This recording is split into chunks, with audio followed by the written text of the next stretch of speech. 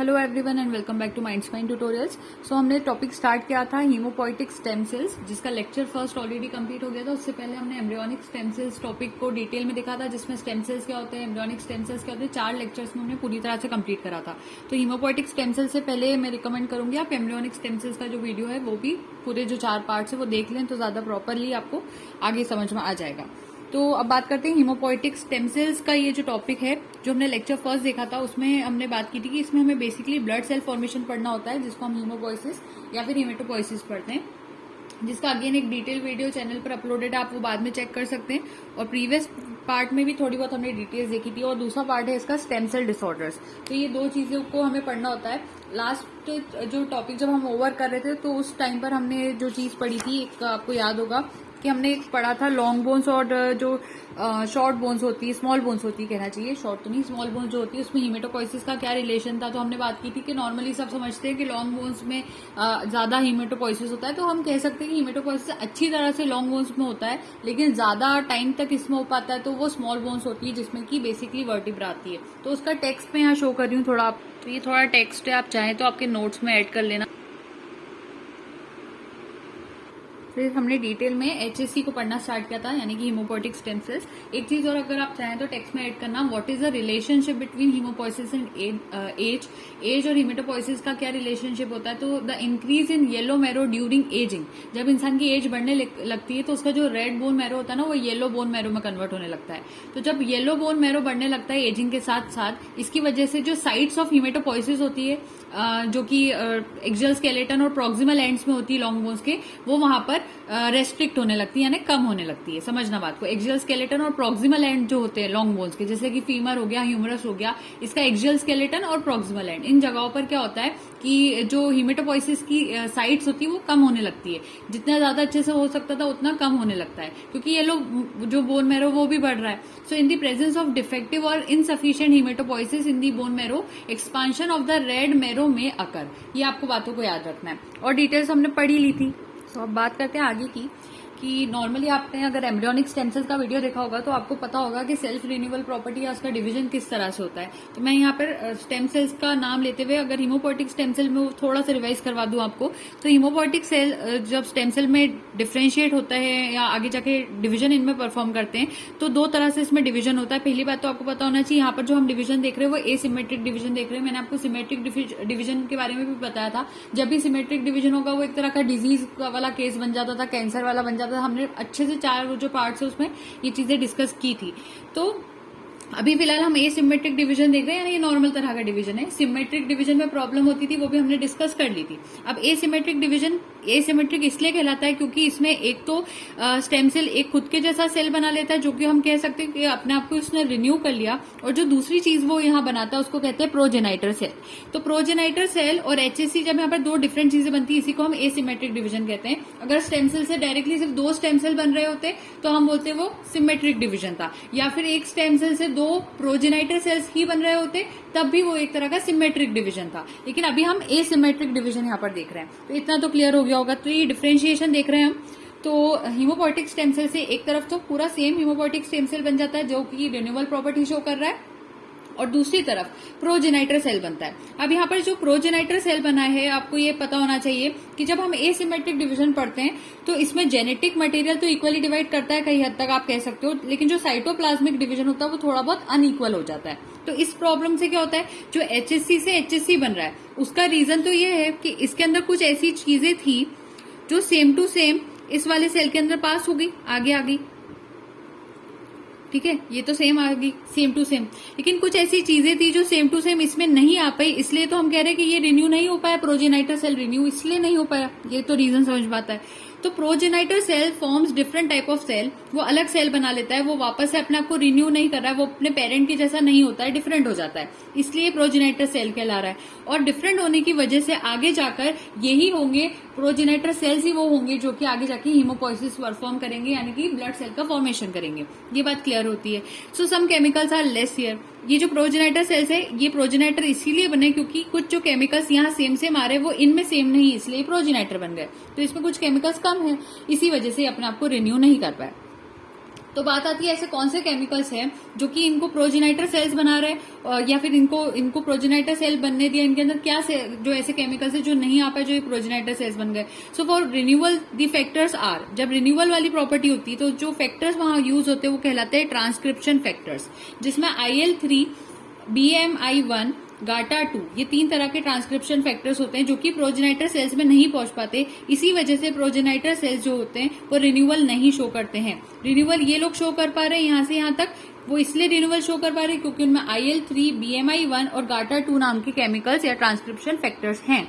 एक चीज और, प्रीवियस वीडियो में मैंने आपको बताया था कि जो हीमोपोएटिक स्टेम सेल्स होते हैं वो जब आगे जाके अब डिवाइड करने लगेंगे प्रोजेनाइटर सेल्स में जाएंगे तो अभी तो हमने यहाँ बात की यहाँ पर कि एक तो ये डायरेक्टली रिन्यूअल का प्रॉपर्टी शो करता है, नहीं तो दूसरी तरफ प्रोजेनाइटर सेल वाली प्रॉपर्टी शो करता है। तो जब प्रोजेनाइटर सेल वाली प्रॉपर्टी शो करता है तो प्रोजेनाइटर सेल में इसके पास 2 ऑप्शन होते हैं, यानी कि ये जो HSC होता है ना, यहाँ पर इसका डायरेक्ट इस वाले पोर्शन पर आप आ जाओ तो उसके पास 2 ऑप्शंस होते हैं, 2 पाथवेज होते हैं। अब वो 2 पाथवेज कौन से होते हैं, या तो ये माइलॉइड लीनिएज को फॉलो करे, माइलॉइड प्रोजेनेटर जो पाथवे है उसको फॉलो करे, या फिर ये लिम्फोइड प्रोजेनेटर पाथवे या फिर लिम्फोइड प्रोजेनेटर जो लीनिएज होता है उसको फॉलो करे। ये 2 चीज होती है।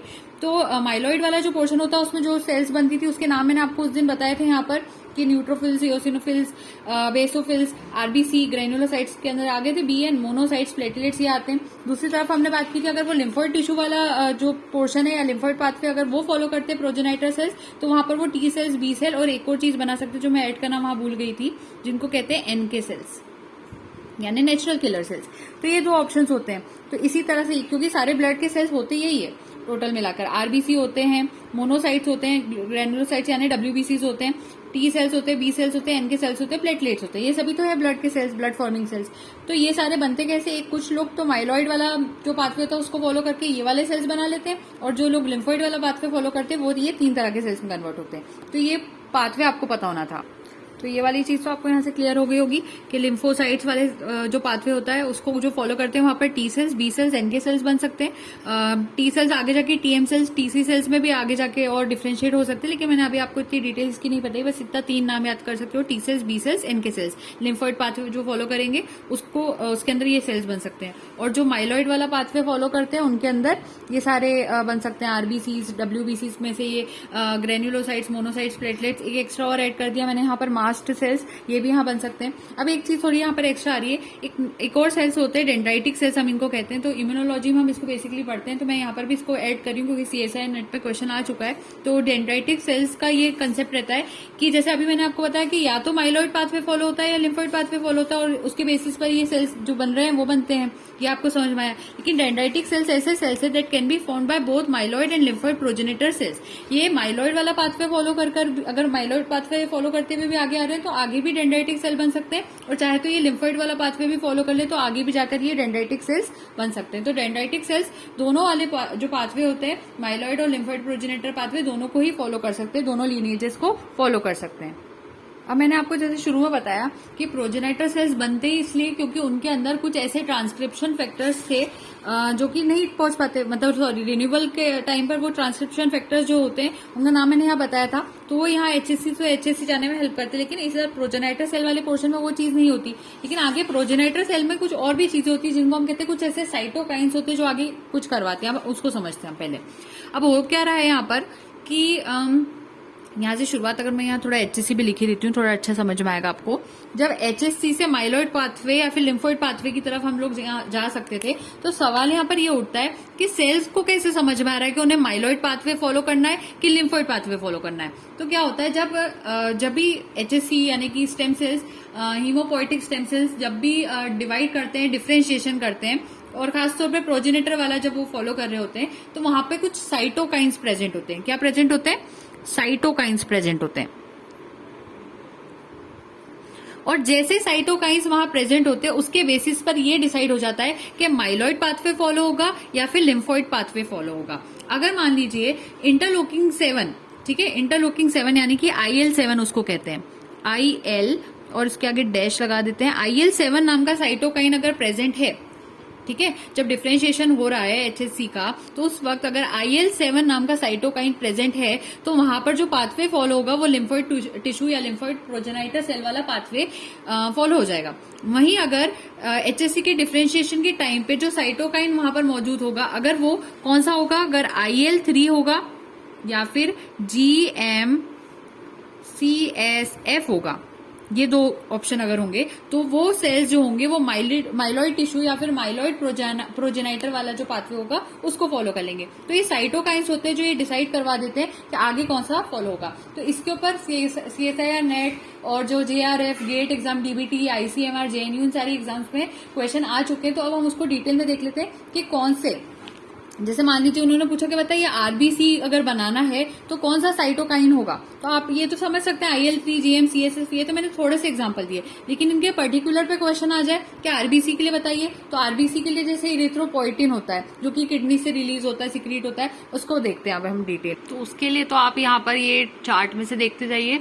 इरिथ्रोपोइटिन जो है, साइटोकाइन इरिथ्रोपोइटिन जो है RBCs के लिए, GCSF न्यूट्रोफिल डेवलपमेंट के लिए, MCSF मोनोसाइट्स के लिए, क्लियर होगा शायद आपको स्क्रीन पर।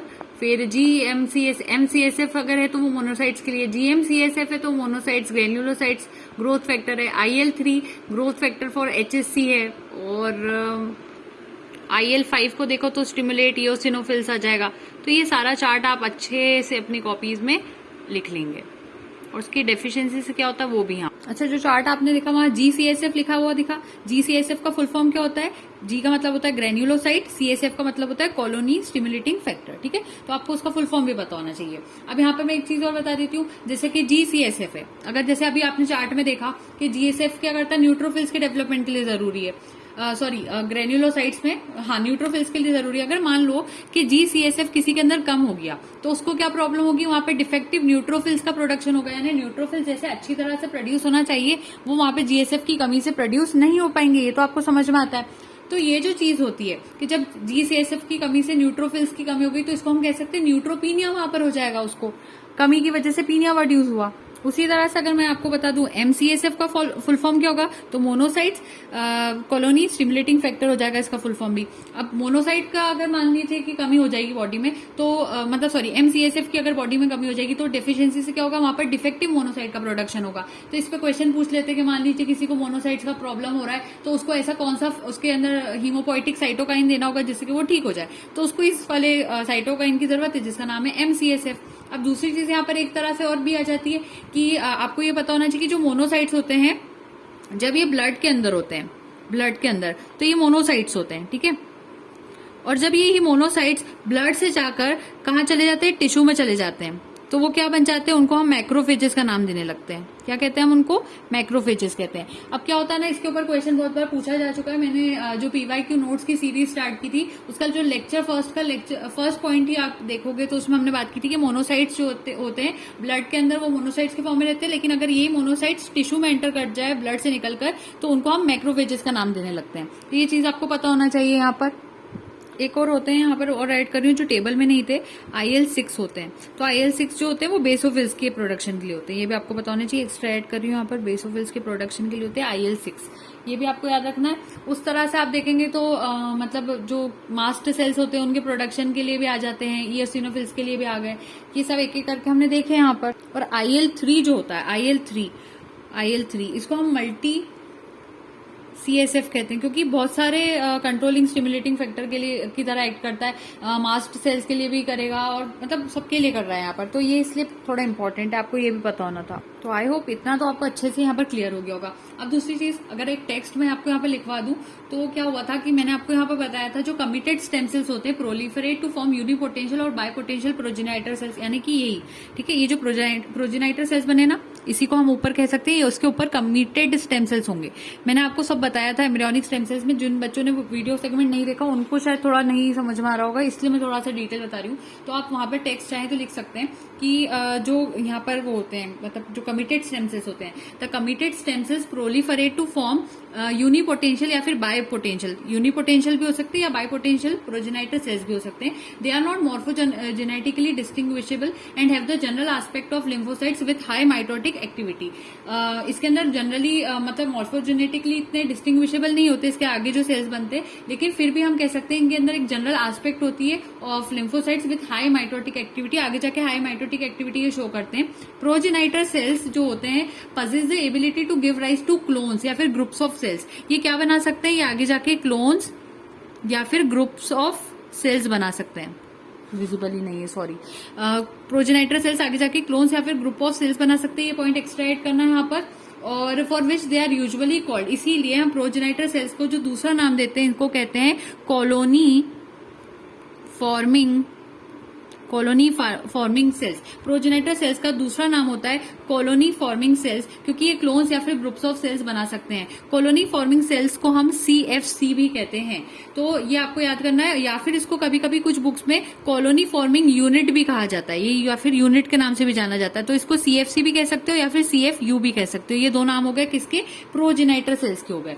So progenitor cells possess the ability to form to give rise to clones or group of cells, for which they are usually called as colony forming cells CFC or colony forming unit CFU. So they are designed as CFUE, CFUGM and so forth, standing for colony forming unit erythrocyte, colony forming unit granulocyte, monocyte and so on, जिसको अभी मैंने यहाँ पर बताया था ना, ये जो कहाँ गया ये MCSF और इस तरह से, उसी तरह से यहाँ पर कुछ बुक्स में आपको CFU ऐसे लिखा दिखेगा, तो लिख के देखते हैं CFUE, या फिर ऐसे नहीं दिखेगा ना तो ऐसे दिखेगा CFU, छोटा वाला E बना देगा, ऐसा दिख जाएगा, या फिर CFUGM ग्रेन्यूसाइट्स मोनोसाइट्स ऐसे दिखेगा। तो इस तरह से अलग अलग टाइप से दिखेगा।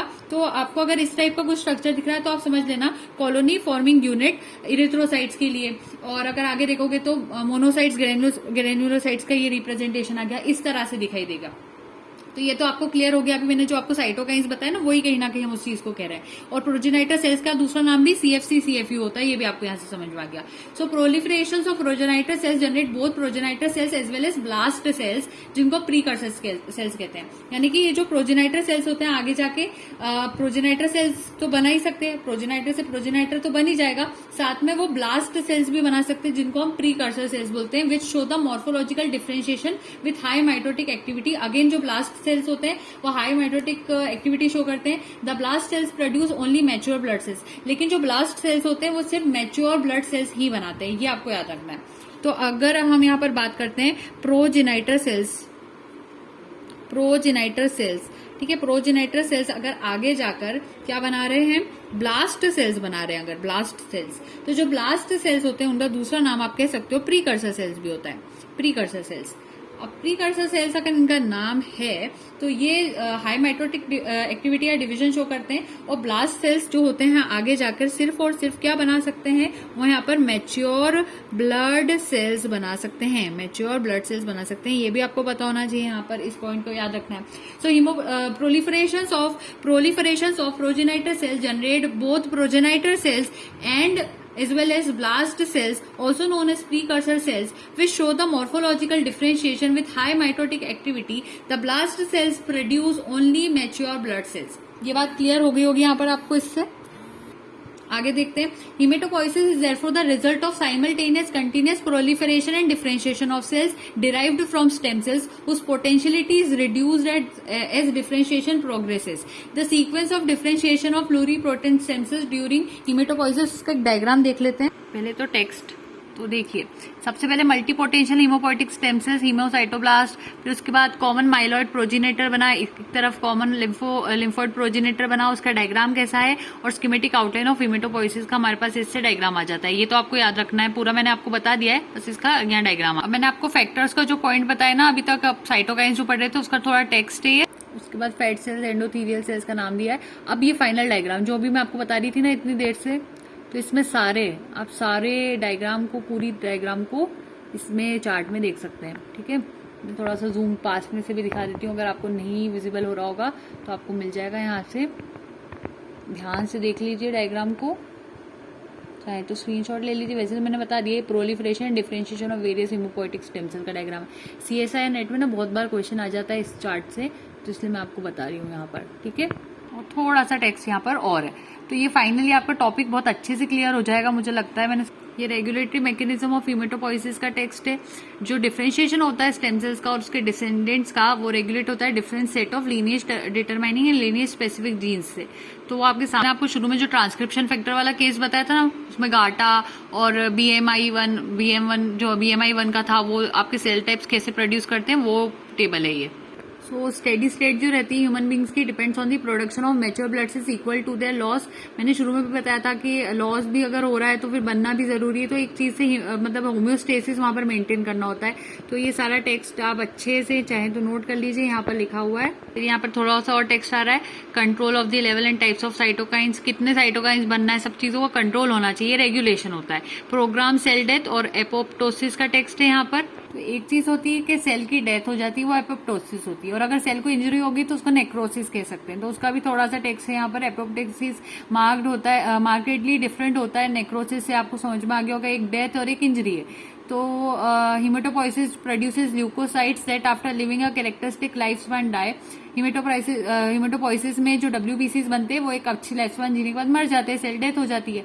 तो program cell death fails to occur, a leukemic state में develop proper numbers of hemopoietic progenitor cells are also maintain by program cell death. Program cell death में कुछ अलग केस हो जाए। यहाँ पर क्या हो रहा है, नेक्रोसिस की तरफ chromatin clumpings, fallen organelles, flocculent mitochondria दिख रहा है, ठीक है। और एपोप्टोसिस में देखेंगे तो chromatic compaction, segregation, condensation of cytoplasm दिख रहा है। ध्यान से देखो डायग्राम को, आपको समझ में आ रहा होगा। फिर आगे यहाँ पे जाकर डिसइंटीग्रेशन हो रहा है, इस तरफ देखेंगे तो न्यूक्लियर फ्रेगमेंटेशन, ब्लेबिंग हो रही है। तो उसका डायग्राम कुछ ऐसा हो गया, डिसइंटीग्रेशन का, इन्फ्लेमेशन हो रहा है, और दूसरी तरफ phagocytosis of apoptotic bodies by APC दिखाई दे रही है। ये डायग्राम और देखो, प्रोजेनाइटर सेल्स का है और स्टेम सेल्स का है, ये प्रीकर्सर सेल्स है। तो ध्यान से देखोगे ना डायग्राम तो समझ में आ जाएगा आपको। ये देखो, ऊपर स्टेम सेल्स का शो कर रहे हैं, फिर नीचे प्रोजेनाइटर वाला पोर्शन शो किया है, फिर लास्ट में नीचे आते आते हमने प्रीकर्सर वाला पोर्शन शो किया है। तो सारी चीजें आ गई इसमें, क्लियर। फिर प्रीकर्सर के नीचे पेरिफेरल ब्लड टिश्यू वाला पोर्शन है, जिसमें erythrocyte, platelets, neutrophils, macrophages, monocytes, eosinophils, basophils, B lymphocyte, T lymphocyte, plasma cells finally बन गए। ये आपका डायग्राम यहाँ पर कंप्लीट। अब एक बहुत अच्छा इंटरेस्टिंग फैक्ट आपको बताती हूँ। अभी तक आपने बात की बोन मैरो में होता है ये, मतलब क्या कहना चाहिए, हीमोपोइसिस या फिर ब्लड सेल फॉर्मेशन। ये बोन मैरो कहाँ पर होता है? तो अगर आप यहाँ पर एक बोन का डायग्राम बनाओ, फॉर एग्जाम्पल अब मैं बोन बनाने की कोशिश कर रही हूँ, और स्टूडेंट्स हंसना नहीं है अगर बोन प्रॉपरली नहीं लगती बोन जैसी, तो बोन जैसी लग रही है। आपने देखा होगा ना, डॉग्स को खाते हुए दिखाते हैं उसके अंदर, कार्टून्स में तो ऐसी बोन शो करते हैं वहां पर वो लोग। तो क्या होता है, इन बोन के बीच में यहाँ पर क्या भरा होता है, बोन मैरो होता है। तो ये आपकी बोन है, फॉर एग्जाम्पल किसी की बोन है, और उसकी बोन के अंदर क्या है, बोन मैरो है, ठीक है। अब बोन मैरो के अंदर क्या होता है, बोन मैरो के अंदर क्या होता है स्टूडेंट्स, अंदर दो तरह के सेल्स होते हैं। फॉर एग्जाम्पल एक तरफ तो मैं ये ग्रीन बना देती हूँ,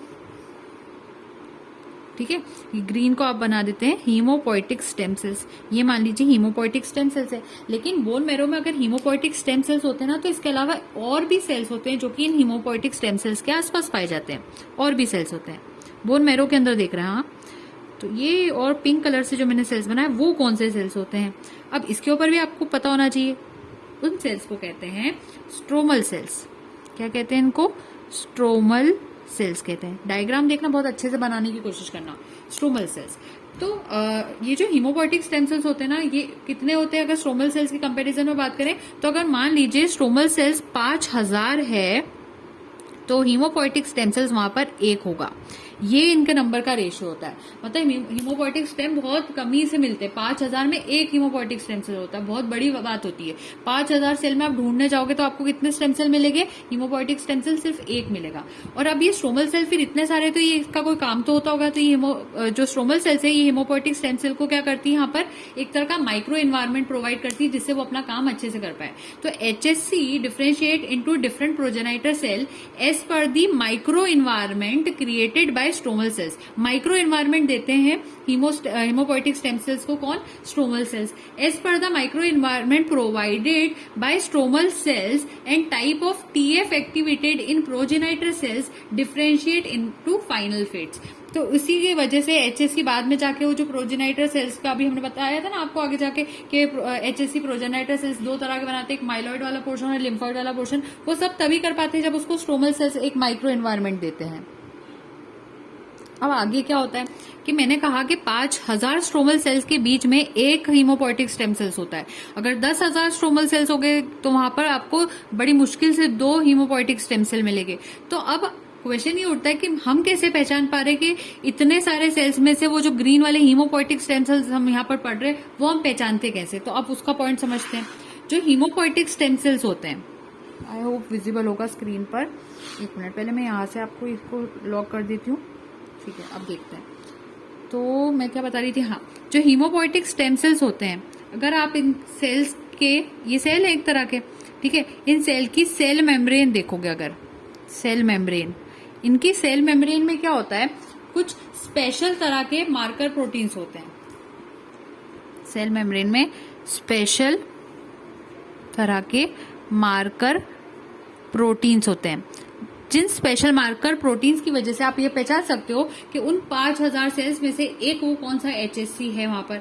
अब उन मार्कर प्रोटीन्स का जो पॉइंट रहता है ना, वो आपसे एग्जाम में पूछा जाता है कि वो कौन सा मार्कर प्रोटीन्स है जिससे कि आप HSC को पहचान लेते हैं। तो मार्कर प्रोटीन्स के नाम है CD34, CD34 भी कह सकते हैं, फिर SC किट, एक मिनट, C किट विजिबल तो होगा आपको, और एक और होता है SCA1। तो जो special marker proteins cell membrane के ऊपर पाए जाते हैं, हीमोपोइटिक स्टेम सेल की सेल मेम्ब्रेन पर पाए जाते हैं, उनका नाम होता है CD34, C किट, SCA1, जिनकी वजह से आप ये पहचान सकते हो कि कौन से हीमोपोइटिक स्टेम सेल्स हैं स्ट्रोमल सेल्स के बीच में। और स्ट्रोमल सेल्स का भी पॉइंट आपको यहाँ पर क्लियर हो गया होगा। वो करते हैं क्या है, माइक्रो इन्वायरमेंट प्रोवाइड करते हैं, ठीक है ना। वो जो साइटोकाइंस वगैरह, ट्रांसक्रिप्शन फैक्टर्स बनाना आसपास, फिर किस सेल को कौन सा प्रोजेनाइटर सेल बनाना, ये सारी चीजें देखते हैं। कुछ बुक्स में आपको एक चीज और मिलेगी, उसका नाम रहता है इकारोस, ठीक है, इकैरोस भी कहते हैं कुछ लोग उसको, IKARO दिख रहा होगा ना, इकैरोस ट्रांसक्रिप्शन फैक्टर, इकैरोस ट्रांसक्रिप्शन फैक्टर या एक्सप्रेशन। तो क्या कहते हैं कि जब HSC से यहाँ पर मैंने आपको बताया कि एक तरफ तो प्रोजेनाइटर लिम्फोइड टिश्यू वाला पोर्शन चलता है स्टेम सेल से, और एक तरफ माइलॉइड जो प्रोजेनाइटर वाला पोर्शन होता है वो चलता है। तो मैंने यहाँ पर साइटोकाइंस के नाम बताए थे, यहाँ IL3 GM-CSF का रहता है, यहाँ पर IL7 जैसे नाम बताया था, कुछ एग्जांपल्स दिए थे। तो एक चीज और आपको कुछ बुक्स में मिलेगी कि जो इकारोस ट्रांसक्रिप्शन फैक्टर्स होते हैं ना, ये अगर प्रेजेंट है, अगर ये इकारोस वाले फैक्टर्स प्रेजेंट है तो कौन सा वाला पाथवे फॉलो हो जाता है, वहां पर लिम्फोइड वाला पाथवे फॉलो कर देता है। वो ये लिम्फोइड लीनिएज के अंदर लेके जाता है। तो अगर कहीं पर इकारोस ट्रांसक्रिप्शन फैक्टर वाला पाथवे मिलेगा तो वो लिम्फोइड लीनिएज की तरफ जाएगा। और मान लीजिए किसी जगह पर इकारोस ट्रांसक्रिप्शन फैक्टर वाला ये जो सामान है या जो मटेरियल है वो अगर एब्सेंट है तो फिर कहाँ जाएगा, फिर माइलॉइड टिश्यू की तरफ चले जाएगा। तो एक ये वाला पॉइंट भी याद रखना, ये लिम्फोइड लीनिएज के लिए वर्ड यूज करते हैं। तो ये सारे क्वेश्चन बन सकते हैं, इसलिए मैं सारी एक एक टर्मिनोलॉजी आपको बताती जा रही हूँ। जितने क्वेश्चन बनेंगे आप पक्के से फिर क्लियर कर देंगे। तो ये चीज थी। और जैसे कि यहाँ पर फिर आगे जाके तो आपको पता है कि अगर इकारोस ट्रांसक्रिप्शन फैक्टर और कुछ माइक्रो एनवायरमेंट स्ट्रोमल सेल्स ने दिया होगा तो उस जैसी कंडीशन बनेगी उसके बेसिस पर डिवीजन होता है, जो भी बनना वो बनेगा। लिम्फोइड टिश्यू में क्या बनता है वो भी अब आपको अच्छे से पता है। और जहाँ T सेल्स बनते हैं, T सेल्स जाकर मैच्योर का होते, कोई पूछ ले तो T सेल्स अगर मैच्योर होने का कोई पूछे, कहाँ मैच्योर होते हैं बताइए, कहाँ होते हैं, तो ये थाइमस में होते हैं। ये मैंने आपको PYQ नोट्स का जो सेक्शन बनाया था ना CSI नेट का, वहां पर बताया है। खैर यहाँ पर भी हमने देख लिया उसको। एक और पॉइंट रहता है जिस पर क्वेश्चन पूछ लिया जाता है कि 28 कॉपीज, ये क्वेश्चन के फॉर्म में बता रही हूँ आपको, 28 कॉपीज दिख रहा है ना, 28 कॉपीज ऑफ जीनोम, यहाँ O आएगा, यहाँ E आएगा, जीनोम किस में पाई जाती है, तो मेगा कैरियोसाइट्स प्रोजेनाइटर में पाई जाती है, प्रोजेनाइटर सेल्स में पाई जाती है, सबसे ज्यादा इसी में पाई जाती है, क्योंकि इनको डिफरेंट टाइप के प्रोटीन्स बनाने होते हैं, as they have to form